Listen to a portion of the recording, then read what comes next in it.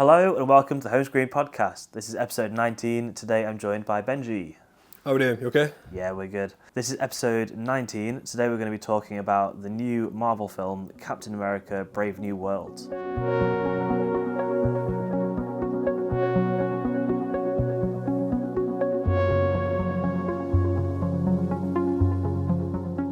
As always, we'll do spoiler-free for the first few minutes, then we'll jump into spoilers. I presume most people have seen the trailers and posters for this plastered everywhere, but a quick synopsis, this basically follows Sam Wilson, played by Anthony Mackie, in his first film taking on the titular Captain America role. It's him and his relationship with Isaiah Bradley, Joaquin Torres, and President Thaddeus Ross, played by Harrison Ford. And it's sort of the relationship between Sam Wilson and the president amidst stuff. I don't really want to get too far in spoilers yet. It's more just sort of what's sort of been covered in the trailers that you can sort of piece together. Yeah. And then also because this is like, again, quite fresh. It's only been out like barely a week. Yeah, like it came out. Tiptoeing around this one. Time of recording, like it's been out for like 4 days. It investigates his relationship with Thaddeus Ross. Obviously now he's played by Harrison Ford rather than William Hurt. Yeah. And it's sort of... They've had tanglings before. Obviously, like he's the one that sort of puts forward the Sokovia Accords in Civil War. You see him hunting Black Widow in her film just after, in the aftermath of that. So it's sort of like seeing his character developed, where he's now sort of top dog, Prime Minister, President of the United States. Close enough. Yeah, and it's sort of him sort of trying to work with Sam, in his new role as Captain America, and it was nice, like, to see his like regrets and trying to move on from his past aggression towards the Avengers and his like the superhero community. Yeah, I think his like they say in the past, and it's a metaphor obviously with what happens in the end, but he tries to work past his past rage and feelings towards that sort of stuff. What did you think of the film in general? Honestly, I wasn't worried. I like the original trilogy of Captain America with Chris Evans. I really, really like Anthony Mackie as a character in the films, in like, previous films that he's done. Have such an affection for Falcon and the Winter Soldier as well. So I was like really, really looking forward to this one. And all I saw was like, again, we say like very polarizing reviews, almost clickbaity, like, oh, it's terrible, don't go watch it, or like it's very mid and, MCU's fallen off like massively and blah, blah, blah. Honestly, looked at you the moment it finished, I was like, that was a solid film. I really, really enjoyed that. By no means was it like a Guardians of the Galaxy or, an Infinity War or, a Black Panther, where it was just like, you're not going to be blown away by it. But like solid film, like really good. I was just relieved that it was just all round solid. Yeah, there was. You're not like sat there going like there were a few... this could have been better. You say it's one of those where it's like you can pass them off. You can let it off. There's a few things where I'm like, I'll let that slide. Because there's some cool shit in there as well that I'm like, that is awesome. I guess I kind of compare this to kind of like a Spider-Man Homecoming-esque level of MCU entry where it's like it's a 7 out of 10. It's a good. Yeah, I agree. Like, I think massively. It's just an all-round solid outing. Yeah. I think it's kind of surprising to see the critical and fan reception to this online being kind of lower. Like on Letterboxd, it's currently got 2.6. It's got around 2.6 out of 10. No, it's 5. So it's Letterboxd. My bad. Yeah, 2.6 stars out of 5. Jesus. Yeah, and then overwhelmingly the curve is weighting more towards 3 stars. And then on, I believe, Rotten Tomatoes, it's somewhere in the 50s, which I think is harsh. I think it's 50% was what I saw. I think a post on IGN, it was like 50%, and the only ones that sort of really ranked lower than that were definitely Eternals. I think it was Quantumania, Love and Thunder, Secret Invasion. That was also quite low. Yeah, we don't speak that name. that show never came out. But yeah, I think that is erring on the side of it being harsh. So I think there's great action in it. The action sequences were quite good. It's maybe a little bit light on him doing Captain America stuff. But like the action sequences just in general. Something that I thought really was good. That I mentioned to you while we were sitting through the credits is that I could tell there was quite a noticeable change in demeanour of Anthony Mackie. Like he's still cracking jokes, especially when he's with Isaiah and Joaquin, like when they're in the limo, and he still is like... He's still very much Sam Wilson. Yeah, but I think that he kind of holds himself with a bit more gravitas, whereas like Steve Rogers walks in a room, he holds himself in a certain way, he speaks with a manner of gravitas because he's like... Everyone knows like that's Captain America, his word holds power. And so he kind of presents himself and holds himself as that. It also could just be down to Chris Evans' portrayal.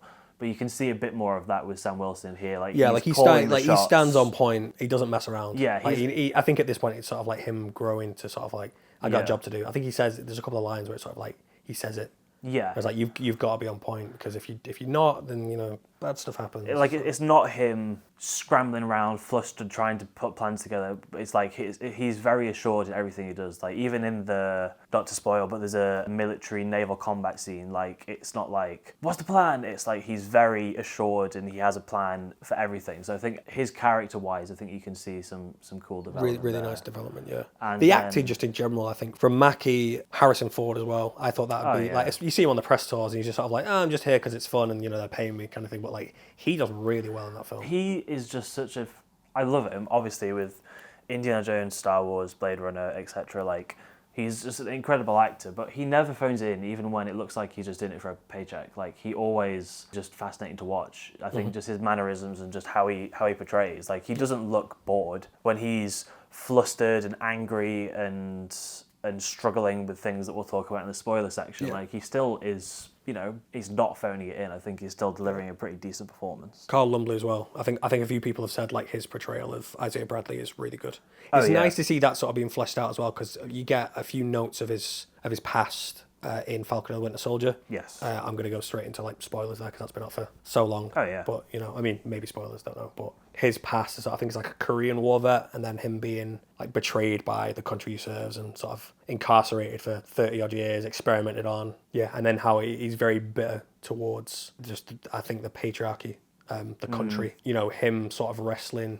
I think he shows like in that TV show, I think he shows like one side of like what Sam is thinking of, sort of like, can I be Captain America? And he's like, no, because there is so much more than you just rocking up in a costume and a shield. Like there is so much more to it. Yeah. Seeing his character develop to sort of like being his support, like almost like a coach. Yeah. Is really, really cool. It's really cool, and how like he's, after how he was treated, of being like cautious about like Captain America being affiliated with a system that treats you so badly. One of my favourite moments in the film, really, this is spoilers, we'll jump back to not spoilers afterwards, but when they're chatting in the prison cell, and then he's like, Sam, I don't want this to get anywhere near you. Because he's just like incarcerated and been on like. I think he knows Captain at that point, America. like I've been, like I don't remember anything. I've been stitched up here. Yeah, but I think also like him being like, I don't want any of this to get near you, as if like America finally has like Sam Wilson like as a strong black Captain America inspirational figure. He doesn't want that to be tarnished. He's like, just get this away from me. Yeah, he's like, if you you're gonna do me this one beacon of favor, hope. like don't come back. Yeah, like you need to, whatever's happening with me, you need to remain this beacon of hope, which I thought that was a really cool. I think as well, thing for like his character. mentioning that how he differs from Steve Rogers. Like he's taken up the mantle, but he's like such a it solidifies him as sort of like he is Captain America. Yeah, Because like there's been a bit of discourse online about, a lot of people have been saying like, oh, he's not Captain America for these reasons, and Anthony Mackie said a few things in the press tours, and he's like, that's not Captain America to me, and it's sort of a little bit like, no, he like fully like solidifies himself as like not only the new Captain America, but like Captain America in his own right. Yeah, and like the way he is, and the way he plays the character, the character itself is just quality. Everyone refers to him as Cap. It's never like Sam. It's like everyone's like, Captain, what do you want me to do? Da, da, da. Yeah. And it's been cool that like he is the Captain America. And like I've seen on Twitter and Reddit and stuff, people being like, who's your Captain America? Like Steve Rogers or Sam Wilson? And people being like, both. Yeah, like, they're entirely both, different. Yeah, different characters. It's not like same mantle, different characters. Yeah, both 100%. are very valid. Like because you got to think as well. There's the whole sort of like, I don't want to call it a subplot, but the idea that he doesn't have the serum. Yeah. Obviously he has the wings. Yeah. So he's a completely different kind of, maybe not completely different, but like he's a different kind of superhero to Steve Rogers' Captain America. Absolutely. But it's more what his character represents, and I think it's mentioned in the film. It's like someone that people would aspire to be, and like I say, that beacon of that hope. Yeah. Like he is that character, and like if it gets to the point where he now leads like a new team of superheroes, like he definitely like in his own right deserving to be there. I think. Yeah. As a character, which I'm really excited to see where that goes. Yeah, I think so. I think we should delve into spoiler talk now. So we've tangled with that. We've danced around the big red Hulk in the room. Big red Hulk in the room. You've been itching to say that. Honestly, everyone will have seen this. If you're aware of this film, tangentially you'll know that Red Hulk is in this, and that Red Hulk is Harrison Ford as Thaddeus Ross, which I want to start on not too much of a negative note. It's just a bit frustrating, but I guess it's the nature of marketing to get bums in seats. Yeah. It's just a bit frustrating that the third act twist, the third act action set piece, like this brewing conflict in the background is Thaddeus Ross becoming the Red Hulk because of the pills he's been taking, which are laced with gamma, which have been fed to him by the leader over time, which then leads to him transforming into Red Hulk, basically leveling the White House and then the fight confrontation with Sam, which I think is a great set piece. And if someone was to watch this film without seeing any of the marketing, I think it would really hit cool surprise. A lot harder than it did. But like, because they tease it throughout the film. Yeah. So like, you know, like obviously, like if you've got that and the marketing to go off, you know what's happening. But 100%. if you're not really, really well versed in comic book lore, I mean, it must have been a big secret to keep, under wraps. Yeah. I think it was just sort of like if you just had him there as a character, and he's sort of like, help me rebuild the Avengers, like work with me here, kind of thing. And then there was just like no mention of like, and it was just perceived that the big bad of this film would be Giancarlo Esposito's character, Sidewinder. Sorry, my bad. And then Tim Blake Nelson's the leader. And then that was just a nice, just thrown in as a surprise. Yeah. That would have been so cool. Because it's almost like a fake out at first, isn't it? You've got the big set piece where they're on Celestial Island, Tiamat Island, whatever you want to call it.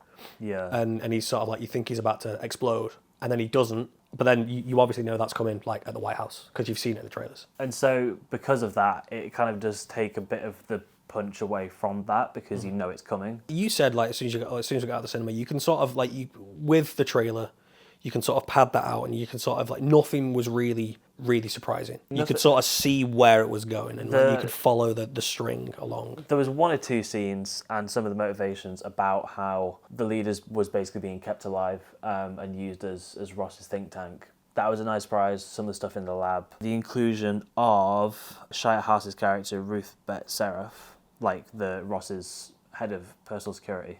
Like her stuff, I didn't really know. That was nice surprises. But yeah, I think that nothing really surprised me because I could piece it a lot together from the trailers. But then having said that, that's nothing new because you could say that the big set piece final act punch of Civil War is Cap and Bucky versus Iron Man, which is like manipulated by Zemo, and you can kind of see that from the trailers. Like in the trailers, like the Comic-Con trailers, you see that shot of them all brawling, scrapping. Yeah. So it's like it's not new for Marvel to show like sequences from the final act in the marketing material. I think sometimes they're really, really careful with it as well. They're like, I mean, I think straight away, Infinity War, the entire fake out with like them all charging and Hulk being in that film. Hulk doesn't even appear in the film. Yeah. In Ragnarok, they CGI'd out Thor's eye. Yeah, I think like it is predictable. Yeah. In that sense, if you're clued up on your comic book lore and you've seen the trailers and the marketing and stuff, like it is very sort of like you can piece this one together. But it still doesn't take away from the fact that you've seen it on the big screen. You literally sort of, like I think a couple of times I've just been like,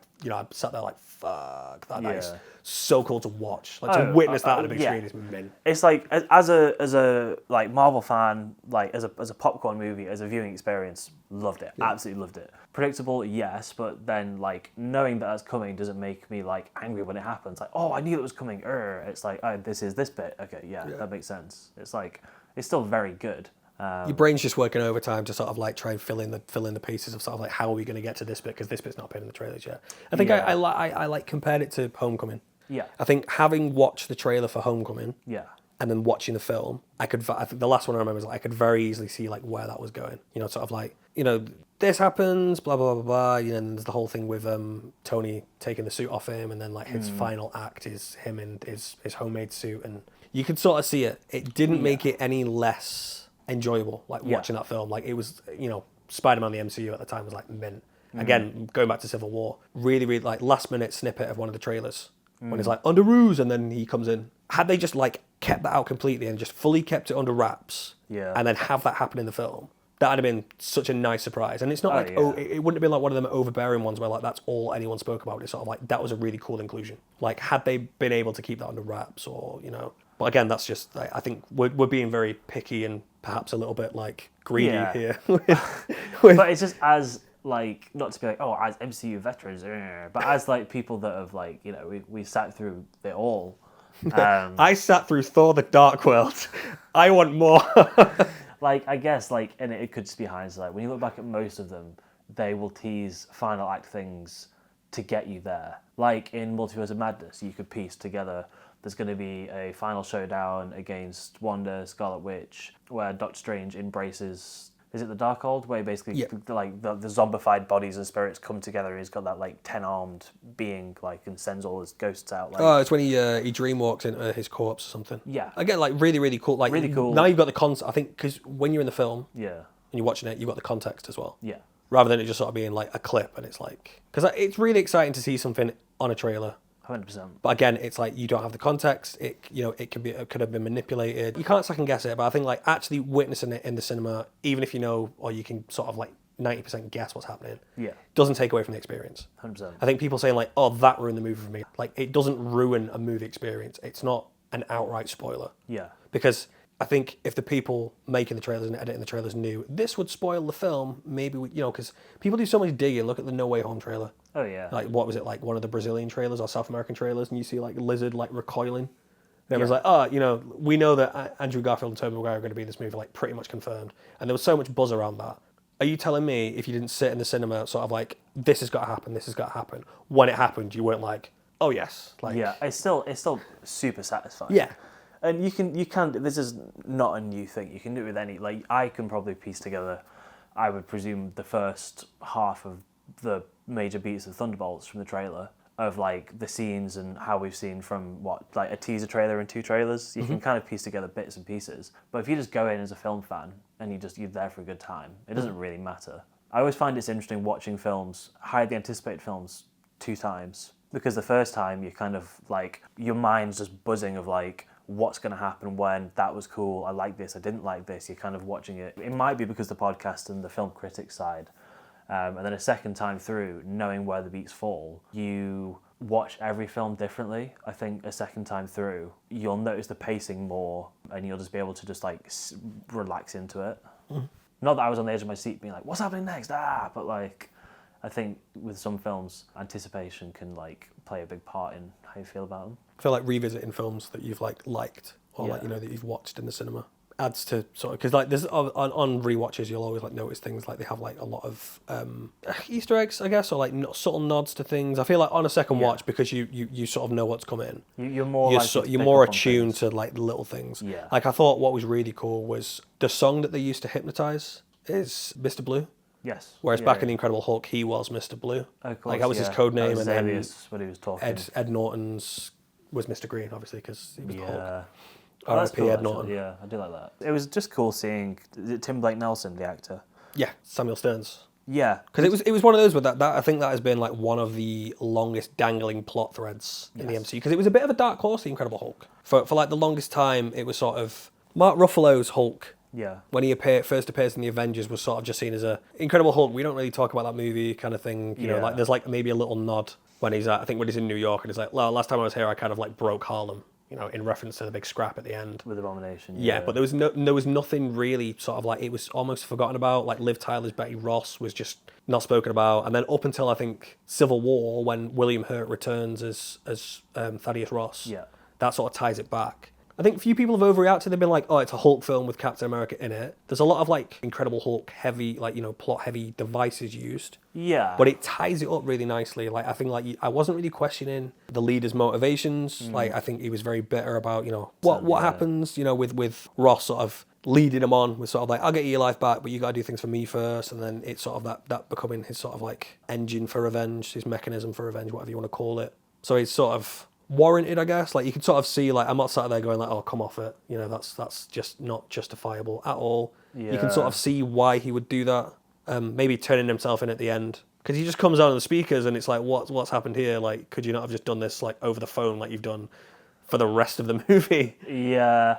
That was a bit plot devicey, but it was just, I guess, him trying to be the final like straw that broke the camel's back of outing Ross to get him to trigger him to the extent where he gets so stressed and angry that he transforms. But yeah, like, I think like just really, really well done. And again, nothing mind blowing, nothing like, you know, it's nothing like Sixth Sense like Bruce Willis.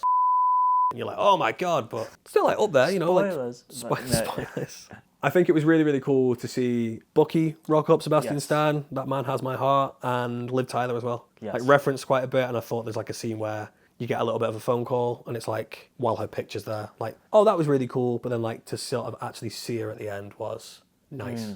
I really liked that scene. It was a short scene, like before his press conference, everything goes wrong. Just that scene where he's alone in the Oval Office, speaking to her on the phone. It's like, Harrison Ford's a really good character actor and can just get a lot of good dialogue delivered really well. Like, I thought that was a really nice scene. You almost, well, so you do feel for him, because like, Yeah. you know, it's teased throughout the entire film. It's just sort of like, he's just got the presidency, and it's like, oh, is there anything for my daughter? I think it's literally one of the first scenes where he's about to walk out after he's just been announced as the new president of the United States, and he's like, anything for my daughter? He's like, yeah, like, no. And you're almost like, it makes sense. It's not like, you know, like it's not been like cheaply written, like, oh, we couldn't afford Liv Tyler, or she didn't want to come back, so we're just gonna, you know, like when people get written out for whatever reasons. Yeah. Like, you can see that happening because, you know, of the way she, like, how aggressively he pursues Bruce Banner in, like, Incredible Hulk, and how he is with super abled people. You know, like he's very aggressive to sort of like policing them. And then as well, like his development as a character, the way he sort of like, takes it on the chin, just takes full responsibility, and just sort of like, I think, does he not say he gives up office? Yes. Yeah, so he like gives they're up going office through and they're resigns. going through presidents quite quickly. I'd love to know what happens to Ellis, President Ellis. I want to scrub Secret Invasion from my mind. I was going to say Is that Ritson, Ritter? Stupid. Yeah, you know what that gave, like that vibe, you know, at the end of that when he's talking about like, oh, like Skrulls are no longer welcome on planet Earth, and he basically just, And also any other, Yeah. isn't it like Tari, everyone, any other super abled beings, blah, blah, blah. I don't think it's super abled, but it's just sort of like aliens aren't welcome here anymore, like Yeah. sling you up kind of thing. Let's talk briefly about Tiamat. It's cool that he's finally addressed.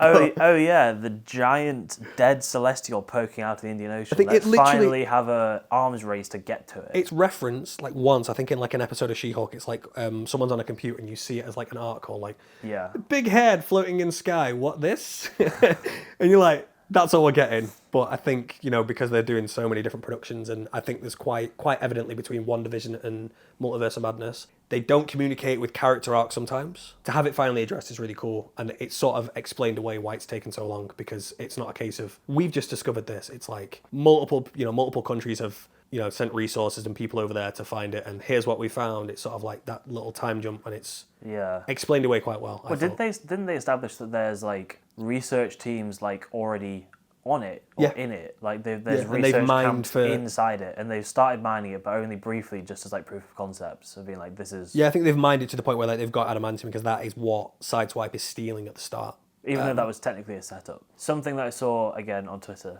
Yes. as I'm chronically on Twitter, is adamantium actually stronger than vibranium? I that's the didn't claim. really do that well in fictional chemistry. I need to know. Because I I thought need to know the initially, chemical like, composition of adamantium. right damn at the it. start, you know, when they're doing the operation, trying to get the, I don't think you know it's adamantium at the time, but they're trying to get it back. Yeah. And he's dealing with the hostages in chapel. Yeah. I think where they are. And then he fights the big guy. And that's another thing as well, sort of like the way he throws the shield, and he Yeah. throws it just to get his attention. I'm like, could have avoided all this if you'd have just launched it at him. Just takes his Yeah, head because he off. has no idea he's there. He could have launched at him. Anyway, like, I digress. When the big guy is fighting with him, and, you know, they're sort of, like, bantering a little bit, I was getting big vibes with comparing that to the start of Winter Soldier, when he's, when Steve Rogers, Captain America, is fighting... Like that brute. What's he called? He's called Batroc the Leaper. A little bit of banter, and you see the banter that he has with him in episode 6 of Falcon and the Winter Soldier as well. That was a nice sort of like similarity, but it's the way he like when he's like tangling with him and he has the knife. It's the way it sort of like cuts into his suit, and It's a there's Wakandan suit. yeah, there's a little bit of attention drawn to it. It's like almost like he looks down, like he's almost like shocked, like what's happening here, and I'm like, oh my god, is that adamantium? Because it's just cut through vibranium. It could be. I don't think it was. I think it's just sort of like, you've ripped my suit, and then he just has the new one sort of like ready to go. But I think adamantium will come into play in that way, of sort of like at least an opposition to vibranium. Because vibranium, like I think it's like Ross says in the film, it's like it's not controlled by one country. Like It's this. yeah, it's going to be an open resource, and I think the whole thing is him trying to get an accord going with like multiple treaty countries. keeps- The treaty, yeah. sorry, yeah, to get multiple countries going and sort of sharing resources fairly. Trying to establish it off the bat before it just becomes a free-for-all and will lead towards, like, let's get everyone on the same page of this treaty. Yeah, there's definitely sort of like, the big teasers with adamantium, I think I'm probably forgetting there's like loads, but adamantium is what Wolverine has bonded to a skeleton. Adamantium katanas Deadpool has. I think he actually says that in Deadpool and Wolverine. But other than that, I can't really think. I think for a short while I did, and like my nerd brain was going absolutely haywire. I'm like, John Walker's new shield, is that adamantium? But then like you see him like walking, I think one of the trailers you see him all walking out of somewhere. I'm like, that shield is like bent to shit. It's just stainless steel. Yeah, I think it's exciting to sort of have that introduced. Obviously, it has big connotations in the world of the X-Men with Wolverine. I'm excited to see what they do with it. Yeah, it says that adamantium can also shield a person's mind from telepathic probing or attacks. So I guess is Magneto's helmet made from adamantium. But yeah, again, I think it's just got big implications in sort of how they bring the X-Men into the fold. There's a lot of loose plot threads. I mean, that end credit scene, for example. Yes. Heard about like that being, people saying it was useless, but it's just a vague tease. Yeah, I think they're ramping up now, like having that, everyone sort of like, there are multiple worlds, woo, and you're like, yeah, we kind of know that. Like, no one speaks really much about the Marvels, but the Marvel end credit scene is pretty huge about how Monica Rambeau's character ends up essentially going through an incursion. Yeah. And then, like, Hank's the Beast is there. I guess it's been a few films. Yeah. 2-3 A lot of films people since. have thought, like, compared to how meticulously planned the Infinity Saga was, it's like, this feels a little bit slapdash. And to start with, you look back, the rate of knots they were putting out, like TV series films, seem too quick, and it, like you're saying, it is just like throw stuff at a wall, see what sticks. You know, they had like this massive pool of stuff to pull from, you know, with the acquisition of 20th Century Fox and all that. So they had more characters that they could sort of pull from and what have you. With that said, looking back now, I think it is a little bit more like, it seems way more considered. Like it's being referenced in the films now that like something big is coming, and it's like, I think you're just waiting for that, like, what was like maybe not Guardians, but like before Infinity War, like that big film that's basically just like the next one will be Doomsday. That's it. Like, yeah. You know, was it Ultron where Thanos picks up the gauntlet? It's like, fine, I'll do it myself. There was at the end of that, but then also you've got like Black Panther seemed pretty big. Obviously Captain Marvel as well. Like the end credit scene of Captain Marvel. It's like, this is it now. I think that, I guess Quantumania was the start of Phase 5, and looking back, Phase 4 end credits were very scattergun. Some might come to fruition, some might not. But realistically, like, I mean, there's only been half a dozen films in Phase 5, but I think that it is a bit more considered now, with the end credits gradually hinting at like, other worlds, stuff's out there, what's going to happen, and then Fantastic Four will be the Guardians of the Galaxy equivalent that will be the of film, like bang precursor next summer. Yeah. I think you mentioned like Guardians of the Galaxy being sort of like did quite a bit of the heavy lifting in sort of establishing Thanos as like, I'm going after all the Infinity Stones. Yeah. This is my game plan. Yeah. And it's sort of being like, right, that is in the background. That is always going to be in the back of your mind, no matter what Marvel film you're watching. Sort of like, where's stuff appearing? You know, what's going on? Where do you think this is going to go post multiverse? I've got to ask this. Post multiverse saga, where do you see this going? Or where would you like to see it going? It's hard to answer that, because almost like soft reboot, and they kind of leave. I think they probably should or will leave the Avengers and that kind of cast of characters for a bit, and then focus. They could like focus on just doing like a whole branch of new X-Men films, new Fantastic Four films. I think because if it is just like deal with the big bads, everyone's next question is going to be, what's the next? What are you ramping up to next? Yeah. Like, there's always going to be like... It's Disney, it's a cash cow. They're not just going to stop and go, actually, guys, that's it. We're done now. What it's like, is there a world where it then becomes DC Studios and Marvel Studios? Is there a world where they do some kind of DC versus Marvel? Yeah, that'd be pretty cool. That could be the next saga. DC needs to get its skates on, though. Of like 2017. But by 2027, James Gunn will have put out 4 or 5 of the DC Studios films. So it's like, is that then like 2028 to like 2034? Is that then the kind of like DC versus Marvel, which would be cool? I don't know how they'd make it work in universe. I think there's a lot of loose threads on sort of like mainly like teams. Obviously, you got like the confirmation of like reforming of the Avengers here with at the end of this one. You know, Young Avengers has been teased. Thunderbolts. Thunderbolts. You've also got like characters from like obviously the Eternals as well, like just sort of like in, I imagine, limbo now. You've still got the Guardians, even though it's reformed. Got the Guardians of the Galaxy as well, like, yeah, completely. And, you know, there was a mention at the end of Guardians 3 that, like, Star-Lord will return. Yeah. I don't know in what capacity, but, like, he's sort of, like, still... And he's on Earth. On the fringes, on Earth. You know, it'd be really cool if he became an Avenger. I think that'd be pretty cool. Yeah. But you've got so many teams sort of operating now to sort of have them all in the mix for a film as big as Secret Wars. Yeah. You know, like Secret Wars was like in Jonathan Hickman's run of the Avengers and New Avengers. 411 is basically, you know, like in the early 2000s. You know, you had the mainline Marvel universe that had been going since the 60s, which had sort of had like retcons and pocket universes, all that jazz. That had sort of been like one consistent timeline, give or take. The Ultimate Universe is basically rehashings of characters that people liked, and sort of like, oh, younger readers, would get into this. Yeah. Because it's completely new. You know, like there are a few things that changed. So like that's how you get Miles Morales Spider-Man. For example, he's like an Ultimate Universe character originally. Yeah. What Secret Wars did was sort of teased the idea of these incursions and, you know, universes colliding and coming together, and, you know, there's a whole subplot of like the Illuminati trying to stop it and blah blah blah. It basically ends with Secret Wars kicks off with like the end of the Ultimate Universe and the mainline universe colliding. So you have like ultimate heroes and villains, and then like mainline heroes and villains colliding. You know, there are a few that survive.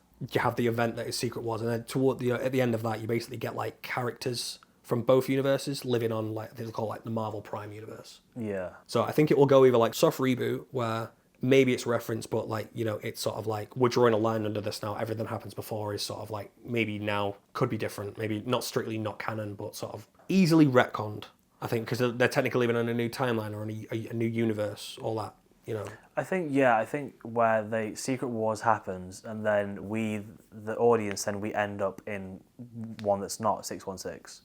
Like some of our cast of Marvel characters we have now end up in a new universe, and so then we, like you're saying, we've got a smattering of characters we do know. Some pass away, and then we've got characters we don't know, and like, oh, in this new universe, the Avengers is like 5 completely different people that you'd never think. There's massive. I feel like there is a lot of dangling thread points to the point where if the idea is to completely, you know, reboot the entire thing to the point where we're going to go and do everything again. You know, there'll still be characters. We're not going to do 3 more Captain America films and start it from scratch. Yeah. But, you know, we're treading new ground here. We're like sort of like drawing a line under it kind of thing. There is so much going on. Not everything is going to be tied up by Secret Wars, I don't think. So I feel like they're going to lean towards more like maybe like a softer reboot, or let's just take a minute here and like reestablish a few things. But the danger there is you don't then want to just start like knock everyone back to then get like redo origin stories. Yeah, I mean they've done very well with that. Yeah. Like with acquiring Spider-Man. Yeah. Sharing the rights with Sony for Spider-Man. They've done so well with sort of like, we're not going to waste, maybe not waste, but we're not going to do an entire film where it's just like, oh, I've been bitten by a spider and suddenly I can stick to walls and there's a bad guy that I've got to, I somehow know, like, they just skip that, and it's like, we know that you, like, we respect you as a viewer enough to know that, like, you can fill in the plot points here. He's been bit by a radioactive spider, he's now Spider-Man, he's been Spider-Man for however long, you know, let's tell a different story. I mean, there's the talks of, like, the live-action Miles Morales Spider-Man film at some point coming to fruition, and it's like, what if that's one of the first films post-Secret Wars? That would be so cool. I think getting a little tease, and I feel like the reception of, like, Miles' character in, like, Marvel Spider-Man, like, the video games. Oh, yeah. Really, really cool. Like, you could, without making it too, like, Spider-Verse Origins-y, but, like, you could easily, like, have Secret Wars, have a year off, here's Miles Morales, no origin story, he is just the Spider-Man of this universe. Like The Dark Knight, where it's, like, no need, like, everyone knows the crack, let's just jump into a great story. Yeah. And then going after villains we haven't seen, stuff like that. Yeah. So it's like a soft reboot, skipping the origins, familiar characters but not shown before. So something like that would be exciting. Mm-hmm. I think his origin is like something that's like, it's not really been, well, it has been done, hasn't it? But that's a really interesting thing. Like sort of maybe by that point, the passing of the mantle for Spider-Man, where maybe Tom Holland's Spider-Man dies and it's Miles Morales sort of like, he is at that point a Spider-Man, but he's raw. You know, it's very much a sort of you being thrown into the deep end here. Kind of thing. Like he has the capabilities of Spider-Man, but he's nowhere near as good as Tom Holland's Spider-Man at that point. You know, he's been on the scene for years at that point. I mean, to be fair, like Spider-Man 4 is going to come out before Secret Wars. Yeah. Like they're shooting that later this year. Yeah. I mean, that's another thing. That's sort of like been sort of given a almost a clean slate, really. Yeah. With the we won't mention the Who is Peter Parker stuff because I still don't understand how that works. But the fact that now it's sort of like he's not endorsed by Stark or anyone else, he doesn't have all the fancy gadgets, it's literally just ground level, I'm listing on a police scanner. Yeah. You know, I'm very much having to juggle, like he lives in an apartment, he's going to have to juggle like a job to pay for that, and you know, he's got he doesn't really have anything. It's such a cool, clean slate to have. Yeah, like really, like I still get goosebumps thinking about that film. Like it was such a well done ending to the film. Quite bittersweet, but like really, really good. Thinking about release schedules, realistically, that's probably going to come out either just before or just after Doomsday. Like, Has it been announced? Because I really don't know. Like, in terms of TV series and films, I really don't know what's been announced. I just know there's going to be more films before Doomsday, and then there's going to be a couple before Secret Wars. But I think Secret Wars that's the big one. Yeah. Past that, I think like stuff is going to change considerably. Yeah, because I know that Tom Holland's shooting Nolan's The Odyssey like very soon. And when he was on some talk shows promoting his like alcohol-free beer, Beero, and then people asking him about Spider-Man, he's like, "We've got a story locked. We're happy for it. We're waiting to start production." Mm-hmm. So I guess that will shoot later this year. So I think that'll be a sandwich film. That'll be like a Captain Marvel kind of in between the two. I mean, like, because they said that the last film of the Infinity Saga was Far From Home, which I think segued quite nicely into sort of like the passing of mantles and like, you know, sort of like how things develop. Honestly, it felt like there was such a big, like after Endgame, it felt like there was such a big gap between that. Like, if you don't remember, like when they announced all of these shows on Disney Plus. Yeah. It felt like almost like, you know, like when one season of a TV show ends and then you don't forget about it, but like you have to wait for the second season to get going. Yeah. I remember sitting and I think it was it during lockdown or just before lockdown hit, like watching the first two episodes of WandaVision and being like, this is fresh, this is new, this is not like, you know, it's not the continuation of something that they're trying to tell. This is like new ground, it's brand new. Endgame was like April 2019, and then there was Far From Home, which was like the summer, so that was like summer 2019, pandemic, and then we didn't have, like WandaVision was like January 2021, so it was like nearly 18 months of like no MCU. It's nice to be like, where's it going to go next? Because it's hard to just have a conversation about Marvel at the moment with it shooting off in all these different directions to just keep a conversation focused on this film. Yeah. Generally, people, I think maybe not us, you know, we're very glad with what we've got. I think in general, people their expectations are very high. We're sort of like, you have something like Endgame. Yeah. To me now, it is not, oh, it's fallen off. It's they're trying something different. They're trying to be fresh and new and not retread the same stuff. And yeah, it's nowhere near the highs of Endgame, but like, look how long it took for them to get to that point. Oh yeah. It's hard getting to the top. It's even harder staying there. It's a very respectable, solid 7 out of 10. Yeah. I think it adds to the world. The like adds to the whole, which is so expansive now. Like the universe that they've like spent years developing. It adds to it. Doesn't tread on any toes. It's like fun. Like the action is great. Like it's a brilliant looking film. Everyone's opinions are different, but I don't think it's a film that you'll go to and walk away like annoyed or frustrated that you watched it. I think you'll at best love it.